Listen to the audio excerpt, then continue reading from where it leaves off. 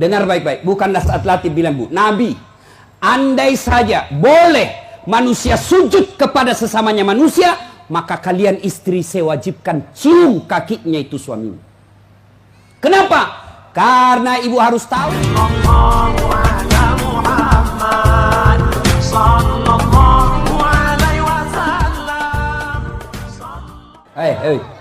Bu, dengar dulu. Kenapa Nabi bilang begini?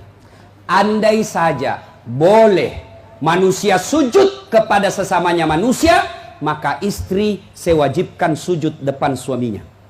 Dengar baik-baik, bukan Nas'at Latif bilang, Bu. Nabi, andai saja boleh manusia sujud kepada sesamanya manusia, maka kalian istri saya wajibkan cium kakinya itu suaminya.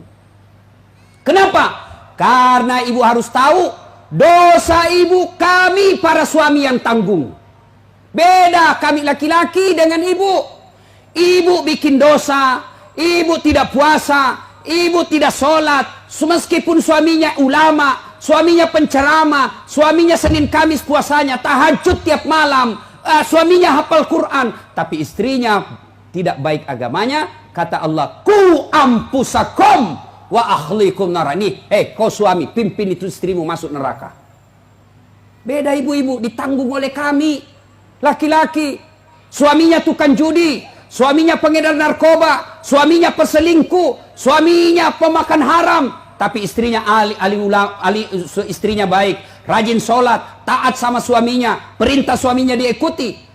Meskipun suaminya bajingan, tidak ada urusan. Suami masuk neraka. Nabi jelaskan kepada ibu, Bu, lihat ini, kata Nabi kalau bahasa kita, Bu, lihat ini 7 pintu surga, tadkhulul jannati bisalam. Silahkan ibu pilih mana pintu surga yang ibu mau masuki.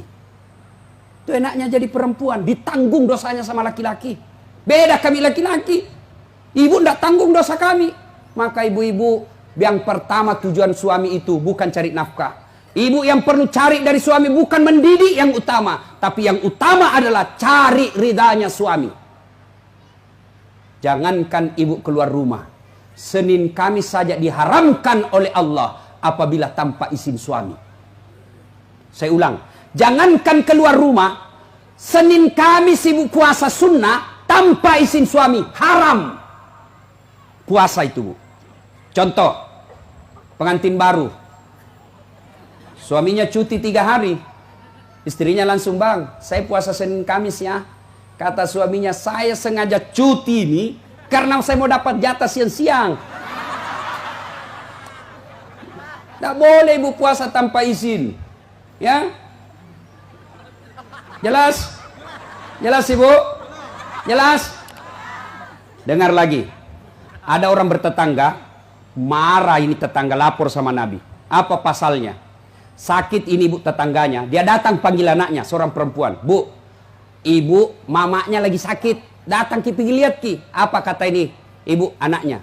Mohon maaf, suamiku pergi tugas, saya dilarang keluar rumah sebelum suami saya pulang. Sakaratil maut ini ibunya, datanglah ibu, sudah sakaratil maut ibumu, kau datanglah besuk dia. Saya minta maaf, saya mau sekali tapi suami saya belum pulang.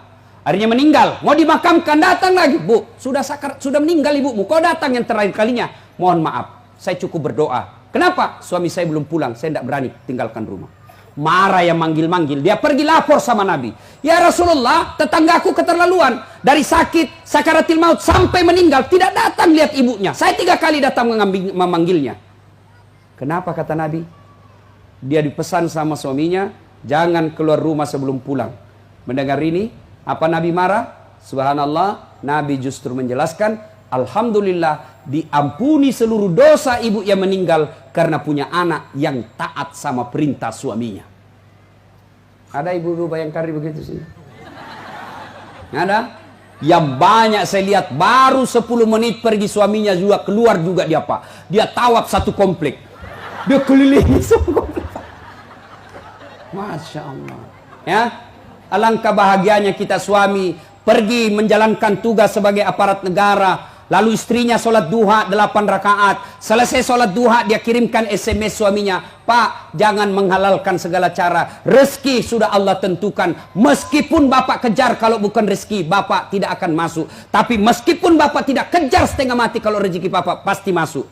Bapak, jangan menghalalkan segala cara. Salam sayang selalu dari istrimu di rumah. Bahagianya. Itu suami kalau dapat SMS begini, Bu, dia kasih lihat itu semua di kantor di Polsek. Lihat kau istriku, istri yang soleha. Pernah SMS begitu suaminya, Bu? Pernah? Paling SMS, jangan lupa singgah beli gas. Masih baik kalau gas, kalau pembalut.